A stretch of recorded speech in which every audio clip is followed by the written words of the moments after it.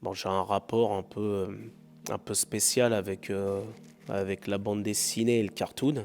Et ce qui est un peu contradictoire, c'est que j'ai pu vraiment, pendant un moment, vraiment énormément me spécialiser.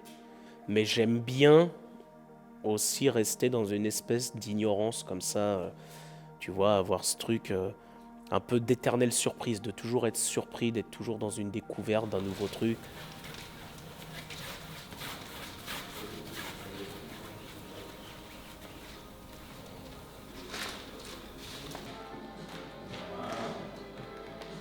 Je voulais faire une série peut-être un peu plus figurative, en mettant en évidence un peu plus les références qui peuvent être les miennes. Je l'ai appelé Noisy Garden. J'ai déménagé donc dans Seine-Saint-Denis, dans la ville de Noisy. Et parce que je me suis dit, voilà, en préparant les dessins, comme si on était dans un jardin avec un espèce de nouveau petit monde avec lequel je faisais connaissance au final. Je fais les grosses bottes en premier. Généralement, c'est la plus grosse masse qu'il y a dans le dessin. Donc il y a cette espèce de bloc, un peu comme si elles étaient. Ça rajoute en fait de l'assise, parce qu'on a cette grosse paire de bottes, toute granitée là, comme si c'était un bloc de pierre, et après, on peut l'habiller au final. Donc il y a un côté un peu. Ouais, comme les jeux de pâte à modeler quand tu étais petit, tu vois. Tu fais ton espèce de base, et puis après, tu viens rajouter des choses dessus. Donc là, il y a un peu ce côté-là.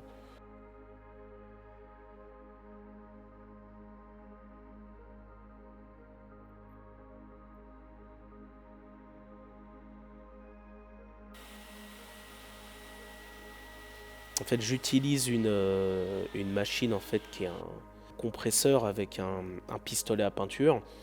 J'y mets des paillettes de peinture polyuréthane et après je dessine à la peinture humide et dans la masse fraîche, je viens incruster les paillettes dans la peinture.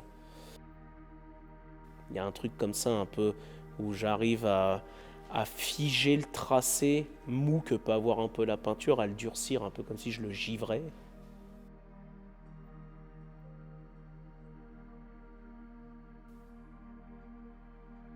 Mais la chose qui est la plus importante, je veux quand on découvre une de mes séries de peintures, je veux vraiment qu'on sente le plaisir d'avoir fait la peinture, le plaisir d'avoir réalisé la série et de se dire tiens c'est marrant, on sent vraiment, ça communique vraiment un plaisir. Tu vois, un peu comme quand tu regardes, je sais pas si tu fais des fêtes de Noël ou des anniversaires en famille, quand tu regardes les enfants ouvrir les cadeaux, ça te procure finalement autant de plaisir que eux de découvrir le cadeau et de jouer avec. C'est de voir les réactions, les yeux écarquillés, la découverte de ce qu'il y a dans la boîte. Je recherche un peu ce truc-là avec mes séries de peinture.